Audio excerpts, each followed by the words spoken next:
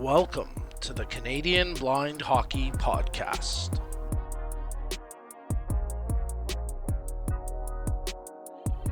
Hello everyone, and welcome to episode 4 of season 2 of the Canadian Blind Hockey Podcast.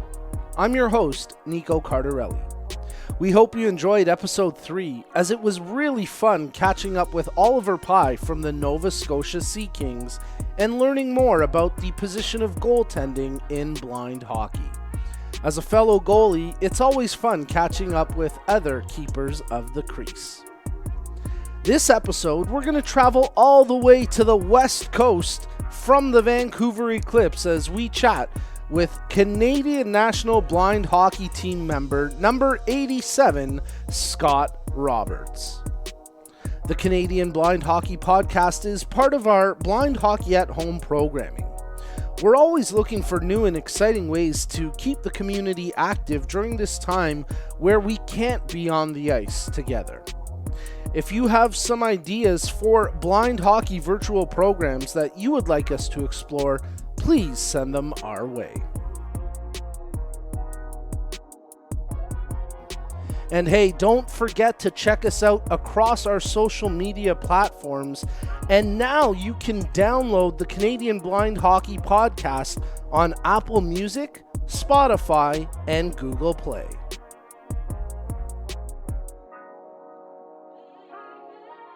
We are now joined by today's special guest, Scott Roberts. Scott, welcome to the show. How are you doing? I'm doing great, Nico. Thanks for having me. Oh, it's our pleasure. We're really excited to chat with you here today. I want to start off by just getting some of the basics. So how long have you been playing blind hockey, and how did you initially get involved in the sport? I've been playing blind hockey for probably close to 10 years, if not more. I got into it after Mark DeMontis did his Courage Canada skate around Canada, and yeah, it was just great for me to get back into the sport, which I wasn't able to play after I lost my vision, but after I found out there was a community, yeah, that's when I got into it and never really looked back. It's been great. Oh, that's very cool. And I think so many players in the program have a similar type of introduction. They learned about Mark's cross-country skate, and it kind of opened the doors for so many people. So that's pretty cool that you fall into that category as well. Scott, you're a member of the Vancouver Eclipse blind hockey team. Tell us a little bit more about the club, and did you guys have a season at all this year?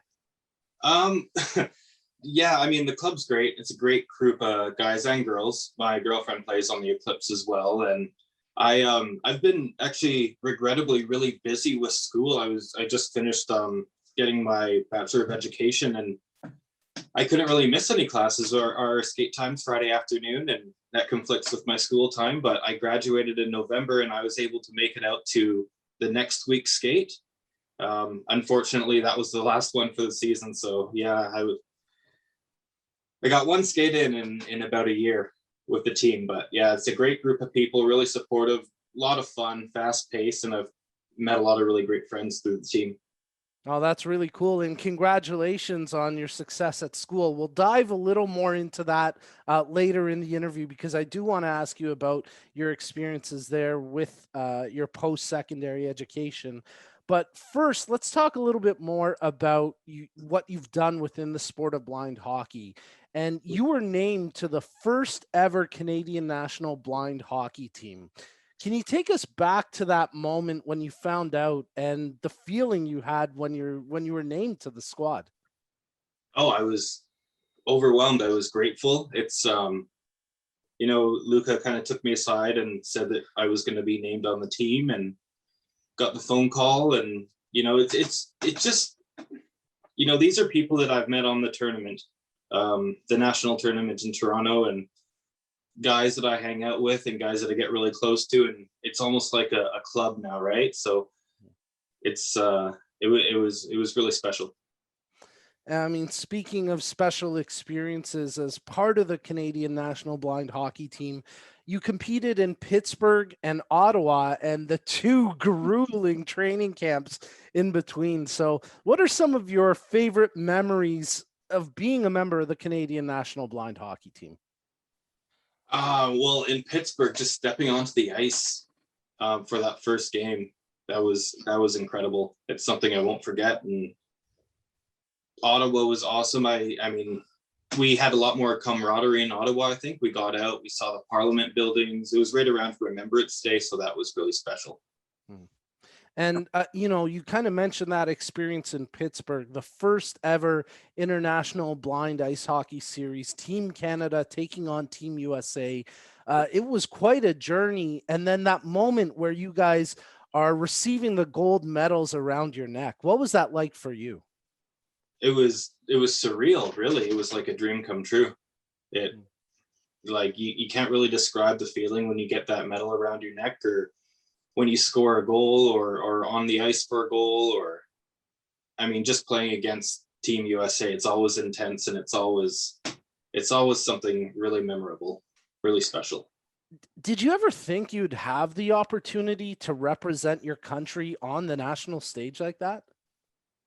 Oh, I've dreamed about it. Yeah. I mean, 10 years ago, it wasn't really on our radar.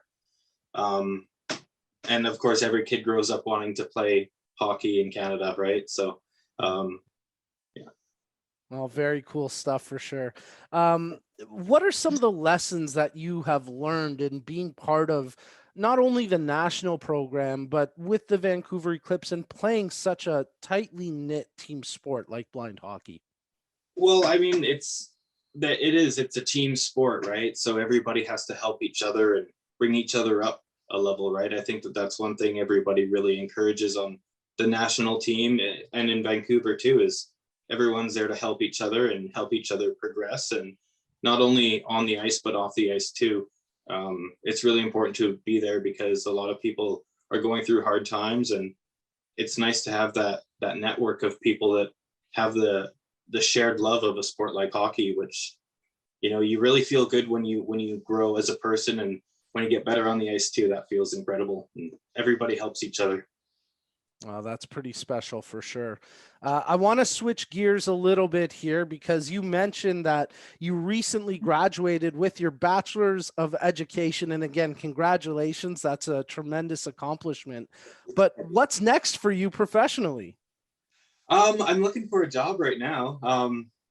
So right now I'm kind of padding my resume. I want to get back home, Campbell River. That's where a lot of my culture is rooted in. And there's a lot of help that can be provided to the school systems there, and some of the young kids in Campbell River. So I'm doing some work, some language work, some culture work, and I want to teach in the schools. I want to teach young kids. I'm grade 1, 2. It's a great age. So. That's awesome. That's really cool to hear. And obviously, you're tremendously proud of your Indigenous heritage as a member of the Weewakam First Nations, as you mentioned, of Campbell River. So you're actually, from what I understand, learning the traditional Likwala language at the moment. Yeah. Tell us what that experience has been like. Oh, it's so cool. It's I mean, I'm getting in touch with a lot of my family who I haven't really met. I'm learning the language through an elder on the reserve. She's my aunt, and I've never really connected with her. So it's really nice to connect with people and connect with language, because once you connect with language, you really kind of understand more about yourself, and just understanding where you come from and being able to share that and have that pride is really important, especially in Indigenous communities in Canada. So it's sort of going to be my goal to be. I'm already a certified teacher, but now I'm doing a program where I'm learning to be a specialized language teacher. So I understand the language. I'm going to be teaching the language. And for a lot of kids growing up in Campbell River, it would be awesome to learn Likwala. That's very cool. What was your aunt's reaction when you first reached out to her and told her you wanted to learn your language, the language that your ancestors spoke? Oh, it's a great experience for me, but it's a proving to be an awesome and very important experience for her too. she's just so happy that young people are wanting to learn the language and that she has somebody to teach it to. She's just overcome with joy and happiness just knowing that I'm engaging in it and that I'm doing really well in it. So yeah. That's So really that's really special for sure. You know, Scott, I'm gonna put you on the spot a little bit. I don't know if you know how to say this, but in Likwala, are you able to say "I love blind hockey"? we don't really have a word for blind hockey in Likwala. Okay. I'll just say blind hockey. So it would be Hetman Ekman blind hockey. That means I'm very good for blind hockey. I love it. That's awesome.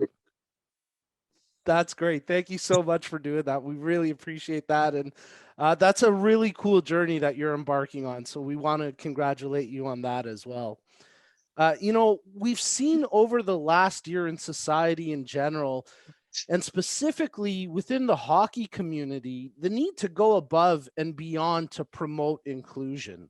So, as a hockey player who is Indigenous, what do you think the hockey community needs to do to continue to increase inclusion and access to the sport for potential participants who are Black, Indigenous, or identify as people of color? I mean, I mean, just reaching out, right? Like having that open community and having, you know, our feelers out in those communities where these people are, I think is really important. I know we already have another member from Campbell River, so it's you know, everybody knows about blind hockey, and everybody knows that everyone's welcome with blind hockey.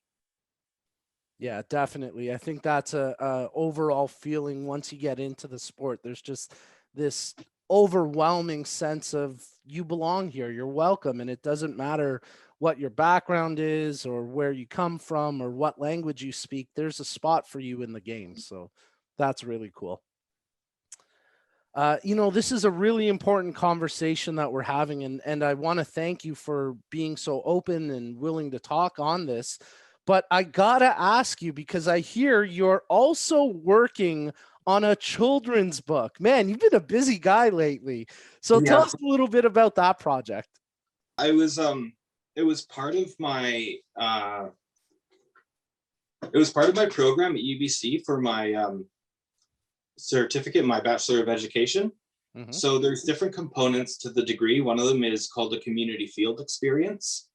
So I applied at the Rick Hansen Foundation, where I would be doing a lot of curriculum development for what's been happening with COVID. But another part of that is I was asked to write a children's book, and they wanted it to be about either a teacher or a student or the main character with a vision impairment.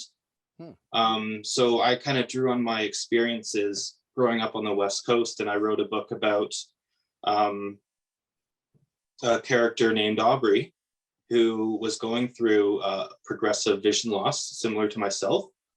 And the book visits a lot of what the island means to the main character in terms of the connection with home, the connection with place.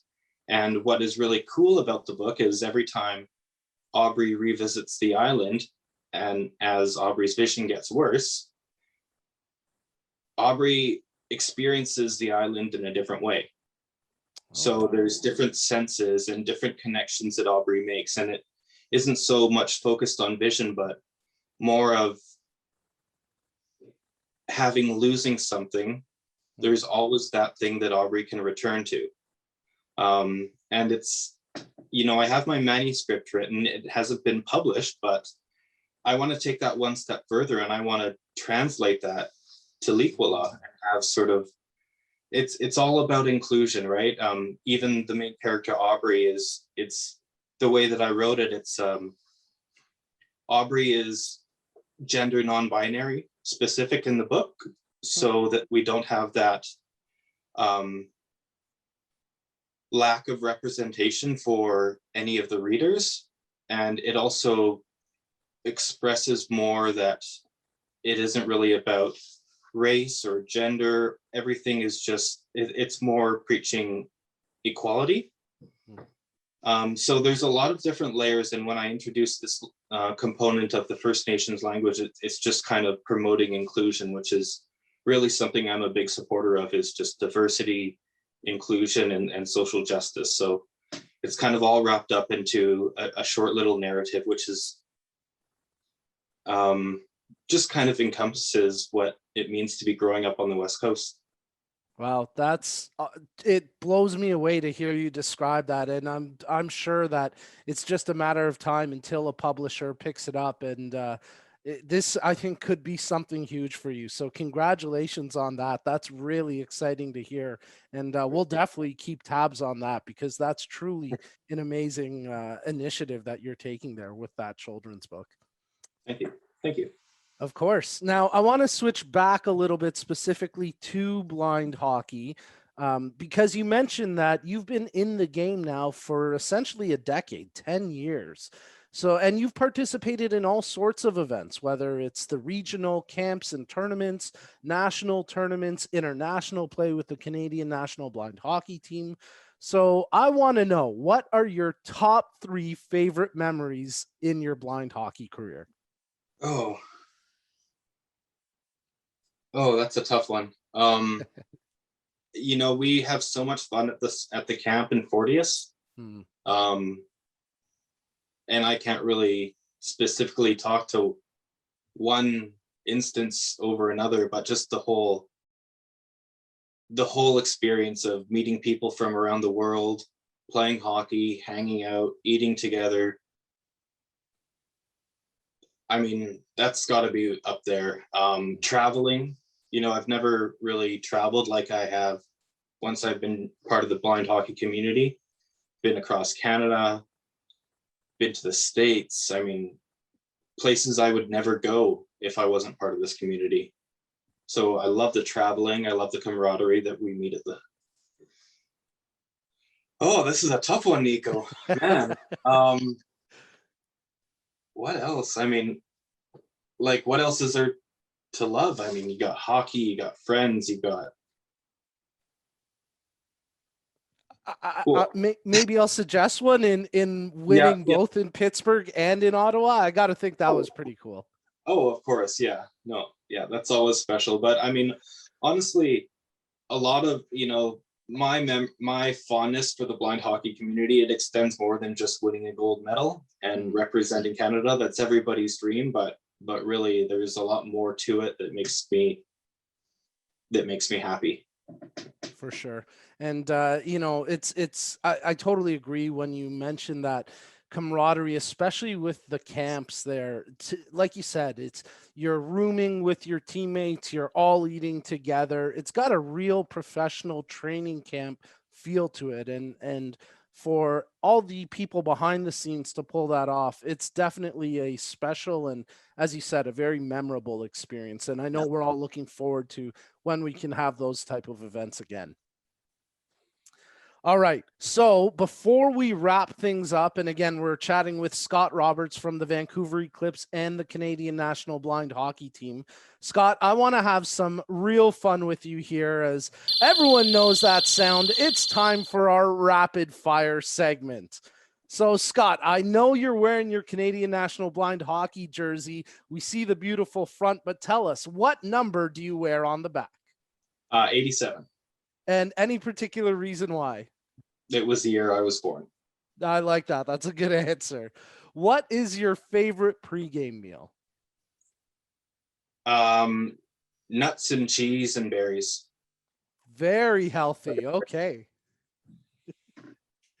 Who is your favorite hockey player? Pavel Bure. Really? Or Gino Ojek. In Vancouver, in my Eclipse team, I wear 29 in honor of Gino Ojek. Okay, I like it. No. Kind of gritty, tough nose. I think there's some similarities in your game, so I like that answer. And I think you kind of just alluded to it, but who's your favorite hockey team? The Toronto Maple Leafs. Whoa! I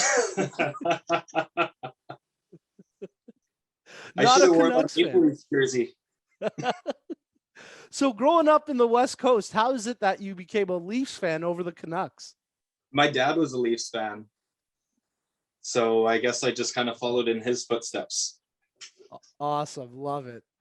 We, Yeah. we suffer. We suffer together at least. Yeah. Okay, then I got to ask, what do you think are the chances of the Leafs making a deep playoff run this year? Will they get out of the first round of the playoffs? Oh yeah, I think so. Me and my friends have a bet. I got one of my friends is from Edmonton, so he's going for Edmonton. I think they're going to knock him off in the first round. Love it. And then of course my other friend is local Vancouver boy, so he likes the Canucks. I don't think they're going to make it very far though. Yeah, they're having a tough go this year in the North Division, but we'll see. Fingers crossed that the Leafs can pull off a deep run this year. uh, okay. What is your craziest superstition before a game? The way I get dressed, I think.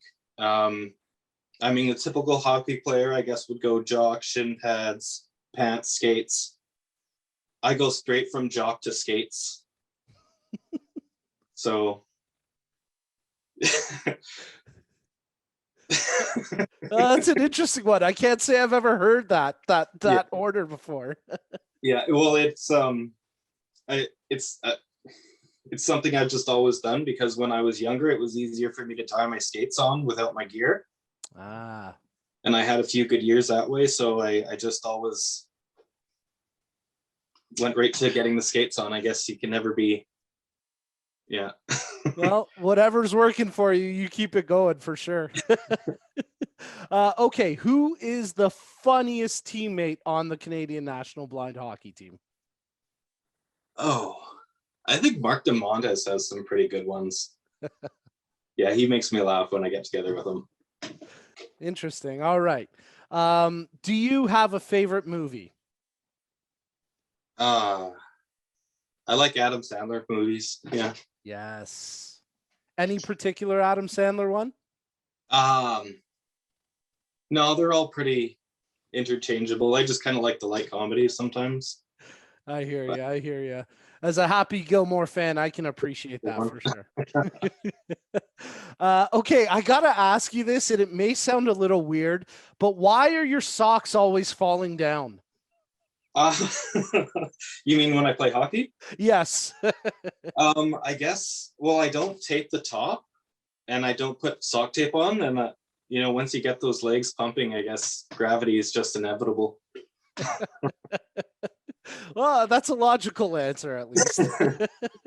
Show a little skin to the fans, I guess. Who is your role model in life? Rick Hansen. It's got to be my role model. We grew up pretty close together in a similar neighborhood, so he's been a big influence on my life, and he's a great guy to look up to. Yeah, definitely a good choice there. And to wrap up our rapid fire segment with Scott Roberts, tell us one fact about you that nobody else knows. Oh, I'm an open book though, Nico. I don't think I have any secrets. I think everyone knows everything.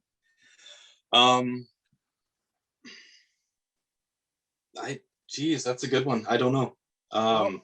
Geez, sorry, I wish I could give you a better answer. No, that's okay. You're, like you said, you're an open book and a man of the people. So I love Nintendo 64. I play almost every day. Really? What's your favorite N64 game? Mario Golf is a great one. Yeah. That's pretty awesome. Have you upgraded to the Switch at all, or you're strictly old school N64? No, I'm old school N64. I traded my PS2 for an N64 and never looked back. That is awesome. Well, maybe you and I could get a round of Mario Golf going at the next tournament that we have. Yeah, that sounds good, Nico. All right, Scott. Well, we really appreciate you being a good sport for the rapid fire segment. And before we close off the interview today, I want to ask you one last question. If someone out there is listening and maybe they've never had the opportunity to try blind hockey, and they're a little bit unsure, maybe hesitating a little bit to get involved, what advice would you have for them? Oh, just give it a try. Like, there's you're gonna have fun. We're there to support you. We know that it's hard getting on the ice for either the first time or returning. Everyone's really supportive, and there's a place for you here. So Well, great words and incredible stuff, both on the rink and away from the rink. Scott, we cannot thank you enough for your time today and everything you do to advocate for the sport and help to grow the sport across the country. It was a real pleasure chatting with you and catching yeah, up today, my friend. yeah, pleasure's mine. Thank you, Nico. Our pleasure. All right, Scott Roberts from the Vancouver Eclipse and the Canadian National Blind Hockey Team. Enjoy the rest of your day. All right, see you later. Thanks, buddy. Take care. Yeah.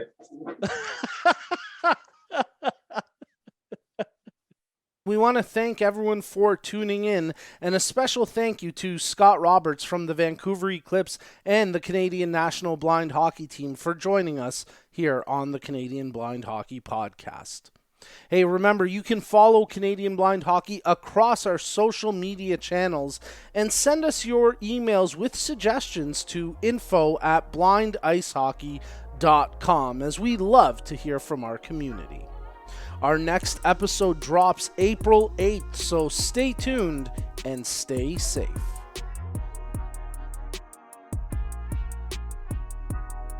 Canadian Blind Hockey programs are brought to you by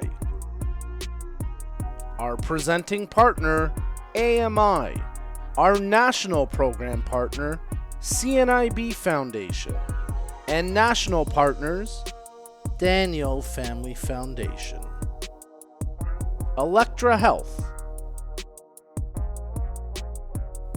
and Mannion.